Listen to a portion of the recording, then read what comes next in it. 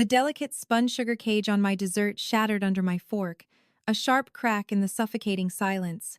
Across the sprawling mahogany table, my sister Flora dabbed her lips, a venomous smirk creeping across her flawless face. Maybe if your son had two parents, she purred, he wouldn't be such a mess.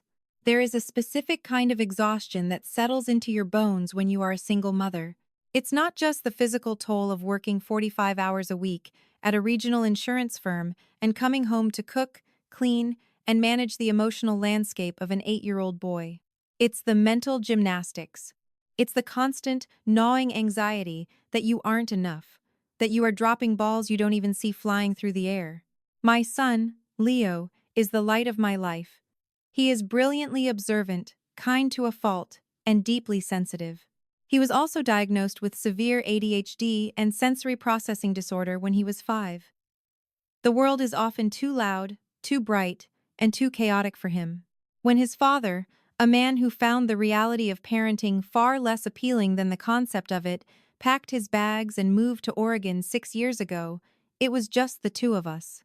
I built a quiet, structured fortress for Leo. We even thrived in our own small way. But our small way was never going to be enough for my older sister, Flora. Flora lived in Oak Creek Estates, a gated community where the lawns looked like they were manicured with nail scissors and the driveways were paved with crushed cobblestone. She was married to Ronald Hastings, a senior vice president at a logistics conglomerate called Apex Global Freight. Together, they had 2 children, 10-year-old Brayden and 7-year-old Harper.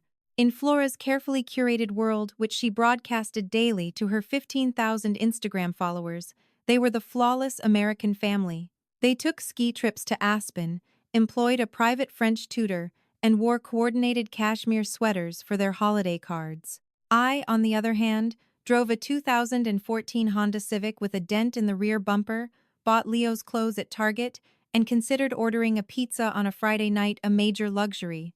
The invitation for Sunday dinner was rare. Flora usually avoided hosting us unless it was a major holiday, claiming Leo's energy was disruptive to her antique vases. But this particular Sunday, she insisted, it was her anniversary weekend, and she wanted to host an intimate family gathering to celebrate. "Just come, Sarah," she had sighed over the phone, the condescension dripping from every syllable. "It'll be good for you to get out of that cramped apartment."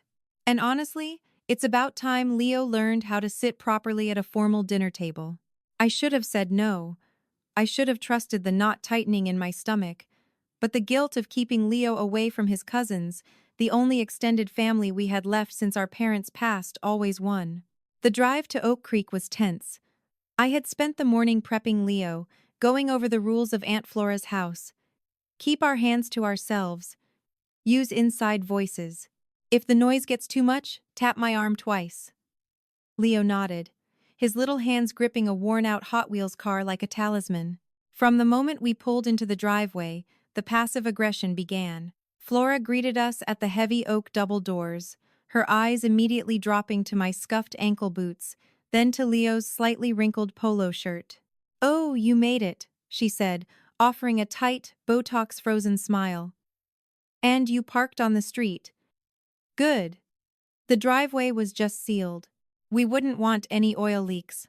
I swallowed the sharp retort bubbling in my throat. "Hi, Flora. Happy anniversary."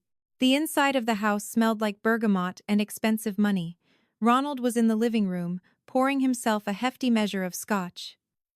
He barely looked up when we entered, his eyes glued to his phone. He looked tired, not the physical exhaustion I was used to, but a deeply hollow, paranoid kind of tired. He kept rubbing the back of his neck, his jaw tight. "Ronald," Flora snapped, her voice carrying a brittle edge. "Sarah and Leo are here." He pocketed his phone quickly, almost guiltily, and forced a smile. "Sarah, good to see you." "Hey there, buddy," he said to Leo, offering a half-hearted fist bump. Leo stared at the fist for a second before gently bumping it, immediately retreating behind my legs. Dinner was an exercise in psychological endurance. Flora had prepared a 5-course meal, served on bone china. The dining room was suffocatingly warm, the chandelier above us glaringly bright. I could see Leo struggling the moment the first course, a complicated beetroot carpaccio, was set down. Flora dominated the conversation, launching into a monologue about her recent kitchen renovation and Braden's acceptance into an elite junior sailing program. Every anecdote was a thinly veiled humblebrag, designed to highlight the vast chasm between her success and my perceived failure. It's just so crucial to give children the right foundation early on, Flora said, cutting a sliver of her roasted duck. Braden is already asking about Ivy League endowments. He's so focused. And Harper's ballet instructor says she has the discipline of a professional. It just comes down to parenting, really. Setting boundaries. Providing a stable, dual-income household. She didn't look at me when she said it, but the implication hung in the air, heavy and toxic. I gripped my fork until my knuckles turned white. They sound like they're doing great, I managed to say, keeping my voice level. They are, Flora agreed easily. Then, she turned her gaze to Leo, who was currently dissecting his duck, separating the meat from the fat with intense, silent concentration. And how is Leo doing in school? Is he still in those special classes? He has an IEP, Flora, I corrected softly, and he's doing wonderfully. He just won the district science fair for his age group. Oh, Flora said, feigning polite surprise. Science fair. How quaint. Braden won the state debate tournament. But, everyone learns at their own pace. I glanced at Ronald, hoping for some intervention, but he was completely checked out. His phone, resting on his thigh beneath the table, buzzed incessantly. I caught a brief glimpse of the screen when he shifted a text message from someone named A. Sterling, legal, that read, "They're requesting the offshore records. We need to talk." Ronald's face was ashen. He chugged his wine and poured another glass, ignoring his wife and children entirely. The atmosphere in the room was a pressure cooker, and I could feel the steam rising. The transition to dessert was when the fragile peace finally broke. By this point, Leo had been sitting at the table for over an hour and a half. The restrictive clothing, the unfamiliar textures of the food, the overwhelming scent of Flora's expensive perfume, and the sheer tension in the room were wearing down his defenses. He started to hum a low, rhythmic sound he used to self-soothe. He was rocking slightly in his chair, his eyes fixed on the intricate pattern of the tablecloth.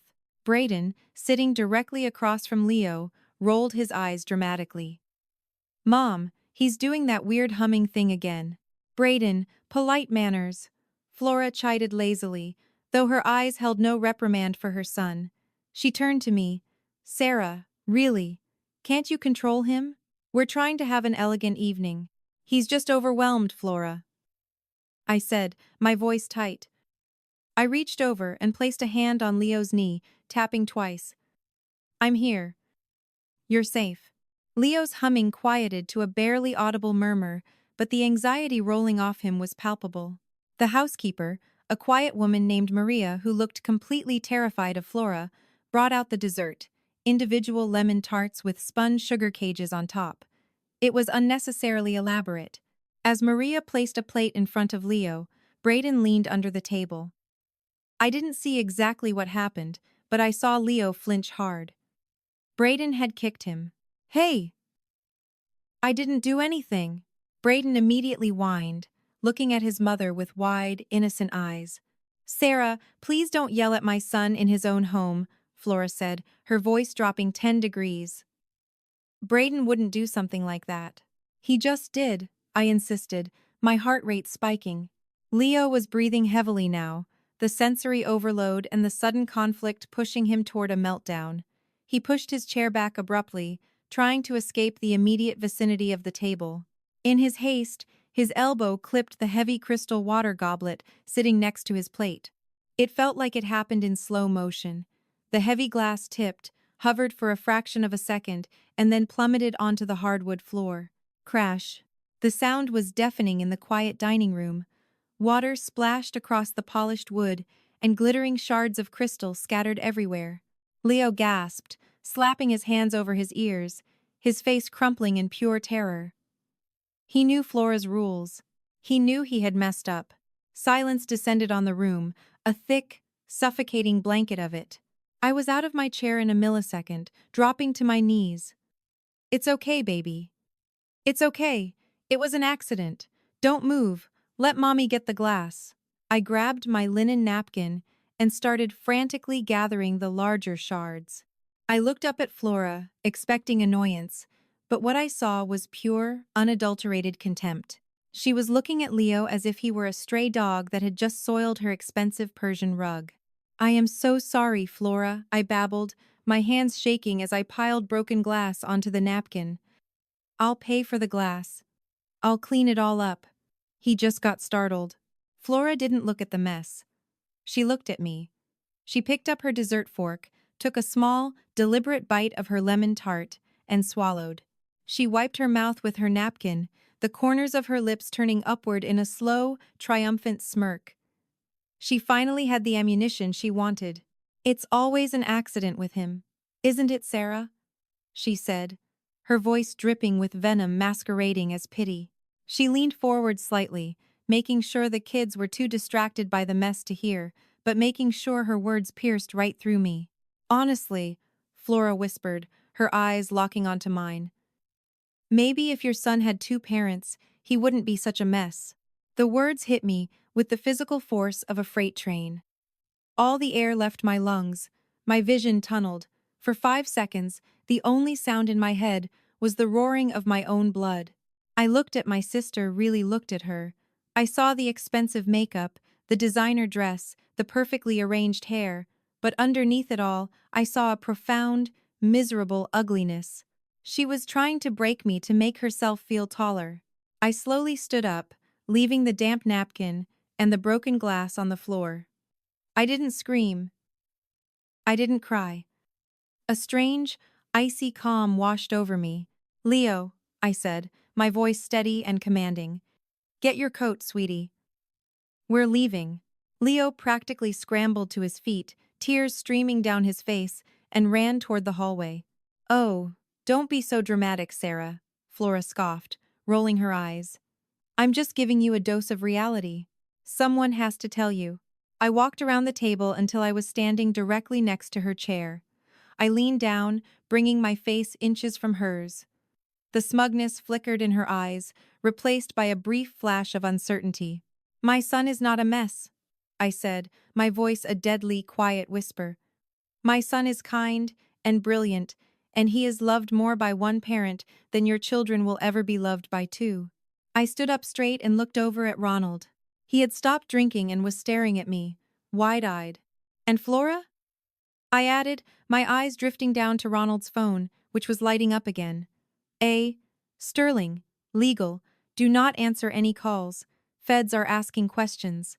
Before you throw stones at my single-parent household, you might want to make sure your husband is actually going to be around to co-parent yours." Flora frowned, deeply confused. "What are you talking about?" "Thanks for dinner," I said, turning on my heel. "Happy anniversary." I didn't wait for a response.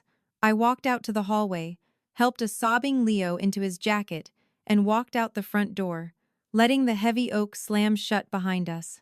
The cold night air hit my face, shocking my system back into reality. We got into the Honda. I locked the doors, turned on the engine, and pulled out of the cobblestone driveway. I drove for 10 minutes in complete silence before pulling over into a dimly lit grocery store parking lot. I put the car in park, unbuckled my seatbelt, and climbed into the back seat next to Leo. I pulled him into my lap, wrapping my arms around his shaking frame. "I'm sorry, Mommy," he sobbed into my shoulder. "I broke the glass. I'm a mess. Aunt Flora said I'm a mess." My heart shattered into a million pieces, far sharper than the crystal goblet on Flora's floor. "No, no, no," I cried, rocking him back and forth, the tears finally falling hot and fast down my own cheeks. "Listen to me, Leo. Look at me." I gently pulled his face up so his tear-filled eyes met mine. "You are not a mess. You are perfect exactly the way you are. Aunt Flora is wrong. She is a very sad, very wrong person. You hear me?" He sniffled, nodding slowly. We sat in the dark parking lot for a long time, holding each other. The sting of Flora's words burned in my chest, a toxic fire. She had weaponized my deepest insecurity, my fear that I couldn't provide enough for my son alone. But as I drove us back to our small, cramped, but deeply loved apartment, the grief began to harden into something else, something sharper. I thought about the hollow look in Ronald's eyes. I thought about the text message from legal about offshore accounts and the feds. Flora had built her entire identity on a throne of glass, judging everyone below her. She thought she had won tonight by tearing me down. But as I tucked Leo into his bed, surrounded by his science fair ribbons and glow-in-the-dark stars, I realized something. Karma wasn't just a concept, it was an approaching storm, and Flora Hastings was standing right in its path, completely unaware that her perfect life was about to be reduced to rubble. The Tuesday the world ended for Flora Hastings began like any other ordinary, beautifully mundane morning in my household. I woke up at 5:30 a.m., packed a lunchbox with dinosaur-shaped sandwiches for Leo, and carefully laid out his clothes.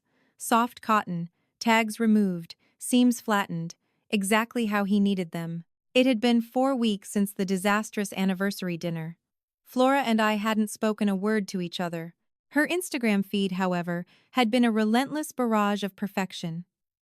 Photos of a catered charity gala, a reel of Harper practicing a flawless pirouette, and a staged, golden hour portrait of her and Ronald captioned with a nauseating quote about building an empire together. I had muted her stories for my own peace of mind. I was at my desk at the insurance firm, sifting through a stack of liability claims, when my coworker, David Miller, rolled his chair over to my cubicle. "Hey, Sarah," David said, his brow furrowed as he stared at his smartphone. "Isn't your sister married to a guy who works at Apex Global Freight? A senior VP or something?" My stomach gave a phantom lurch. "Yes. Ronald Hastings. Why?" David turned his phone toward me. "Because his face is currently plastered all over the local and national news." I took the phone. The headline from a major financial news outlet screamed in bold, black letters: "Apex Global executive indicted in multi-million-dollar offshore fraud and embezzlement scheme. FBI raids Oak Creek Estates." Below the headline was a video clip playing on a loop. It was helicopter footage of Flora's pristine, gated neighborhood. 3 dark SUVs and a white tactical van were parked aggressively across the crushed cobblestone driveway that Flora had been so worried my Honda would stain. Agents in windbreakers with FBI printed in stark yellow letters on the back were carrying heavy cardboard boxes out of those heavy oak double doors. "Oh my God," I whispered, the blood draining from my face. "The article says it's bad," David continued, lowering his voice. "Wire fraud, tax evasion, money laundering." Apparently, he was skimming off the top of international shipping contracts for the last 5 years and funneling the money into shell companies in the Cayman Islands. The SEC got tipped off by a whistleblower. I thought back to the anniversary dinner, to Ronald, sweating through his custom-tailored suit, nervously checking his phone under the table. Sterling, legal, do not answer any calls, feds are asking questions. I had thrown that out as a blind bluff to rattle Flora, piecing together a fragment of a text message. I hadn't realized I was reading the prologue to a federal indictment. The rest of the workday was a blur. I kept refreshing the news. The details were staggering. Ronald was accused of stealing upwards of $38 million. The Department of Justice had immediately frozen all of his assets, both domestic and international. The sprawling house, the luxury cars, the college funds for Braden and Harper, all of it was tied up in the federal investigation, suspected to be the fruits of a criminal enterprise. I expected my phone to ring. I expected Flora to call me, hysterical, needing a lifeline, but the phone stayed silent. Instead, her public facade completely vanished. The Instagram account with 15,000 followers was deactivated by 2 p.m. Her phone went straight to a sterile, automated voicemail. For 2 weeks, the silence stretched. I watched the tragedy unfold strictly through the media. Ronald had been denied bail, deemed a severe flight risk due to the offshore accounts, and a confiscated second passport he had kept hidden in a safety deposit box. He was sitting in a federal holding facility. I didn't feel the smug satisfaction of karma that I thought I might. I just felt a deep, hollow ache in my chest. I looked at Leo, sitting on our living room rug, building a complex, symmetrical tower out of Lego bricks, completely safe and oblivious. I thought about Brayden and Harper. They were kids, arrogant and spoiled perhaps, but kids who had just watched federal agents tear their home apart and drag their father away in handcuffs. Flora had built her entire identity on the illusion of control and superiority. She had weaponized her two-parent household against me, using her husband's success as a bludgeon to make me feel small. Now, the empire was built on quicksand, and she was sinking fast. The knock on my apartment door came at 9:45 p.m. on a rainy Thursday night, almost a month after the raid. Leo was already asleep. I was sitting on the sofa, nursing a cup of chamomile tea, exhausted from the week. When I looked through the peephole, I almost didn't recognize the woman standing in the dim, flickering fluorescent light of the hallway. I unlocked the deadbolt and pulled the door open. Flora stood there. The transformation was startling. The expensive blowout was gone, replaced by limp, unwashed hair tied back in a messy knot. The glowing, Botox-smoothed skin looked sallow and deeply lined with exhaustion. She was wearing a pair of generic gray sweatpants and a shapeless black puffer jacket. She looked incredibly frail. Behind her stood Brayden and Harper. They both had backpacks slung over their shoulders, clutching generic plastic trash bags filled with what looked like clothes. Brayden's usual confident sneer was entirely absent.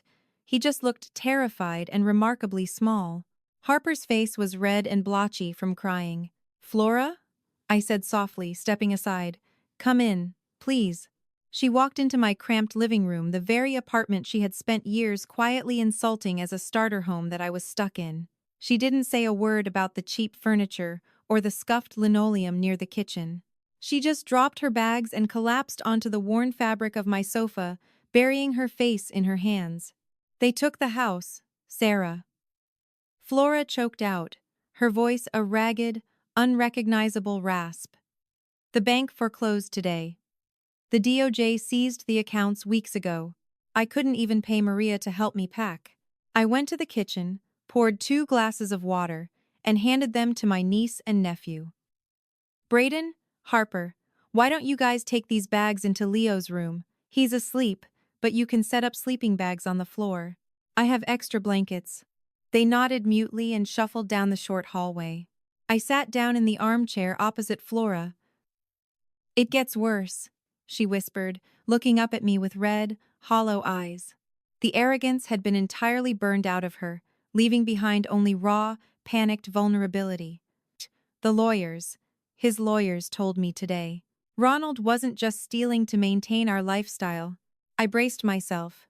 "What do you mean?" Flora let out a sound that was half laugh, half sob, a sound of pure, unadulterated heartbreak. "He had a girlfriend, Sarah. Her name is Madeline Croft, a real estate agent in the Cayman Islands.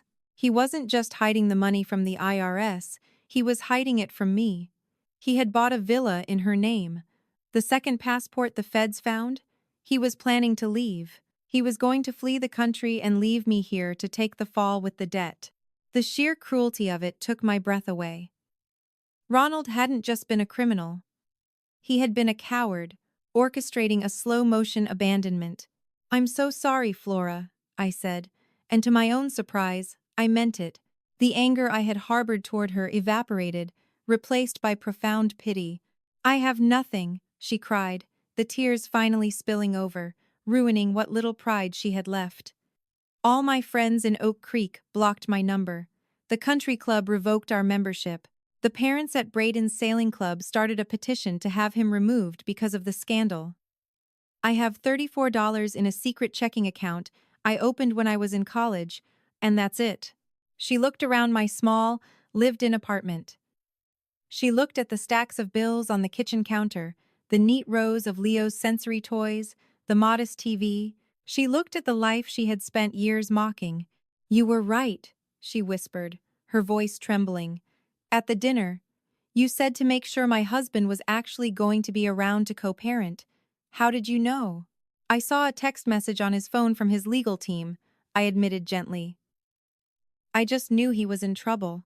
Flora hugged her knees to her chest. I made my entire life about being better than everyone else, about being better than you. And it was all a lie. A giant, expensive lie. She looked at me, her eyes pleading. I don't know how to do this, Sarah. I don't know how to be a single mother with nothing. I don't know how to survive it. Just then, my bedroom door creaked open. Leo stood there, rubbing his eyes, wearing his oversized astronaut pajamas. The noise had woken him up. He looked at Flora, curled up on the sofa, crying. He didn't remember that she had called him a mess. He didn't understand the complex dynamics of adult pride and schadenfreude. He just saw someone who was dysregulated and overwhelmed. Leo walked slowly into the living room. He bypassed me completely and went straight to Flora. He reached into his pajama pocket and pulled out his favorite smooth, green sea glass stone, the one he rubbed between his thumb and forefinger when the world got too loud. He held it out to her. "It's okay, Aunt Flora," Leo said softly, his voice clear and earnest. "If your brain is too loud, you can hold this. It helps me when I make a mess." Flora stared at the small, green stone in his outstretched palm.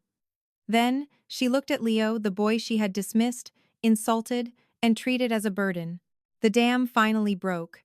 She let out a wrenching sob, took the stone from his hand, and pulled my son into a tight hug. Leo, who usually hated unexpected physical contact, stood incredibly still, gently patting her back. I watched my sister cry into the shoulder of my neurodivergent, beautifully empathetic son. "You learn, Flora," I said softly, answering her previous question. "But you figure it out. Because you have to." The illusion of her perfect two-parent household was shattered, much like the crystal goblet on her dining room floor. But as I looked at her, sitting in my living room, stripped of her arrogance and faced with the terrifying reality of starting over, I knew she would survive. Because now, she was finally living in reality. The morning after Flora arrived, my two-bedroom apartment felt less like a sanctuary and more like a crowded lifeboat bobbing in a turbulent sea. We established a brutal, necessary routine. Braden and Harper slept on an inflatable mattress in the living room, their designer suitcases shoved awkwardly under my scratched coffee table. Flora took the small trundle bed in Leo's room, a tight space usually reserved for his sprawling train tracks. The transition was agonizingly slow and fundamentally humiliating for my sister. For the first 48 hours, Flora functioned in a state of catatonic shock. She sat at my small, laminate kitchen table in the same gray sweatpants, staring blankly at the wall while I fielded phone calls from aggressive bankruptcy attorneys and federal prosecutors looking for missing assets. But hunger and necessity have a funny way of cutting through grief. By day 5, the reality of our shared poverty set in. The frozen bank accounts meant Flora couldn't even buy a gallon of milk. I was floating a family of 5 on a single, mid-level insurance adjuster's salary. "I need to find work," she announced one Tuesday evening, her voice lacking its usual theatrical timbre. She was holding a local newspaper I had brought home from the break room. "We can update your resume," I offered gently, pulling my laptop onto the table. "You have a degree in communications from Penn State, right?" Flora let out a bitter, self-deprecating laugh. "Sarah, I haven't worked in 13 years. My only skills are organizing charity galas and knowing the difference between eggshell and ecru paint finishes. No corporate firm is going to hire the disgraced wife of a federal criminal whose face is still running on the local 6 o'clock news." She was right. The stigma attached to Ronald's name was radioactive. Arthur Sterling, the high-priced defense attorney Ronald had initially retained, dropped him the moment the DOJ froze the accounts holding his retainer. Ronald was now being represented by an overworked public defender, and his name was synonymous with corporate greed across the state. After 3 weeks of relentless rejections from administrative and receptionist positions, Flora walked into a local, independent grocer called Harding's Market, just 4 blocks from my apartment.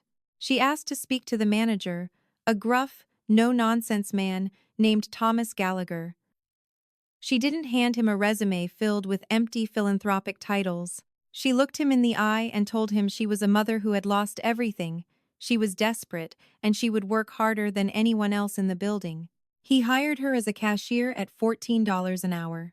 Watching Flora, a woman who used to complain if her private shopper at Nordstrom brought her the wrong shade of cashmere, stand on her feet for 9 hours a day, scanning bruised produce and bagging canned goods, was surreal. Her hands grew calloused. Her manicures chipped away, replaced by the raw, scrubbed skin of manual labor. But a strange transformation happened under the fluorescent lights of Harding's Market. The arrogant, brittle shell she had worn for a decade began to crack, and underneath it, a genuine, resilient woman emerged. The children's adjustment was equally jarring.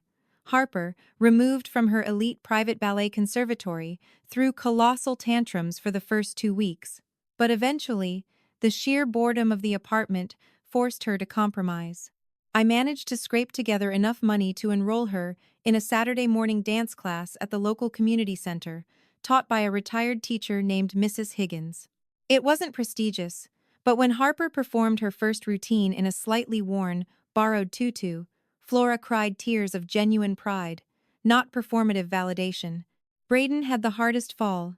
Thrust into the crowded, chaotic halls of Lincoln Public Middle School, his expensive sailing shoes and entitled attitude made him an immediate target.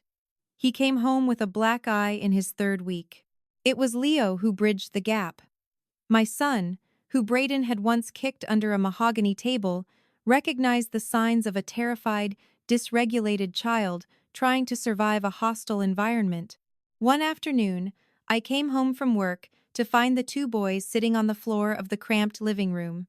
Braden was visibly shaking, staring at a massive, complex algebra assignment. Leo, who possessed a savant-like ability to see numerical patterns, was calmly sitting beside him, organizing the equations using his color-coded gel pens. If you make the variables red, it stops the numbers from jumping around, Leo explained patiently, entirely devoid of malice or grudges. That's how I do it when the paper gets too loud. Braden looked at my son, a long, profound look of realization crossing his face. Thanks, Leo, he muttered, his voice thick with unspent tears. I'm sorry I was a jerk to you. At the old house. It's okay, Leo replied, not looking up from the paper. 8 months after the raid on Oak Creek Estates, the federal trial concluded. Flora and I sat in the stiff wooden pews of the United States District Court, presided over by Judge Harrison Caldwell. Ronald looked awful. He had lost 30 pounds, his custom suit hanging off his frame like a scarecrow's rags. When Judge Caldwell handed down a sentence of 12 years in federal prison, without the possibility of early parole, Ronald didn't look back at the gallery. He didn't look at his wife or ask about his children. He just stared at the floor as the bailiff led him away. Flora didn't shed a single tear in the courtroom. She had already filed for divorce using a legal aid attorney. The man she had built her life around, the man whose income she had used as a weapon against me, was a ghost. Are you okay? I asked her as we walked down the sprawling granite steps of the courthouse into the crisp autumn air. Flora wrapped her thick, inexpensive wool scarf tighter around her neck. She looked tired, but the hollow, paranoid exhaustion I had seen at her anniversary dinner was gone. Her eyes were clear. I am, she said, and for the first time in my life, I believed her.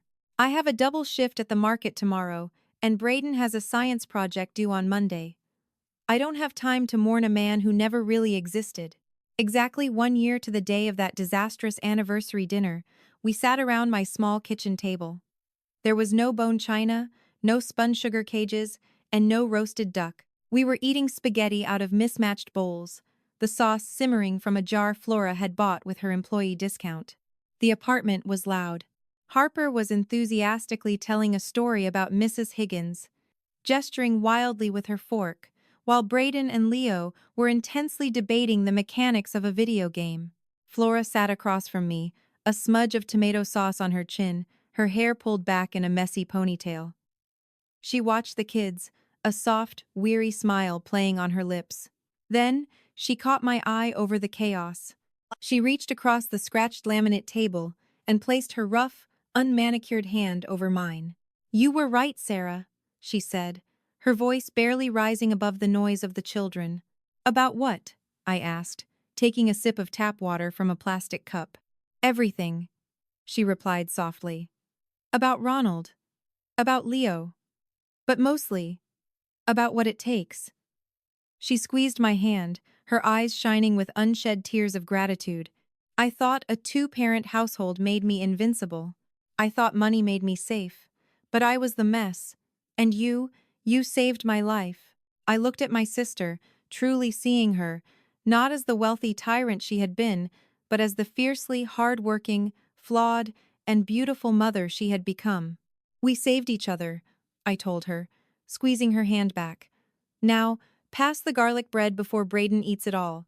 As the laughter erupted around the table, I looked at Leo, happily twirling spaghetti onto his spoon, perfectly content in the noisy, cramped, chaotic warmth of our home. The crystal had shattered, the illusions had burned away, but what was left in the ashes was solid, real, and finally, unbroken. Life didn't magically become easy, but it became real. Flora traded sponge sugar cages for a sturdy foundation, learning that true family isn't about perfect Instagram grids or offshore wealth. It's about who opens their door when the FBI knocks down yours. Sometimes, the most beautiful things emerge from the messiest, most shattered realities, proving that a house built on love will always outlast a mansion built on lies.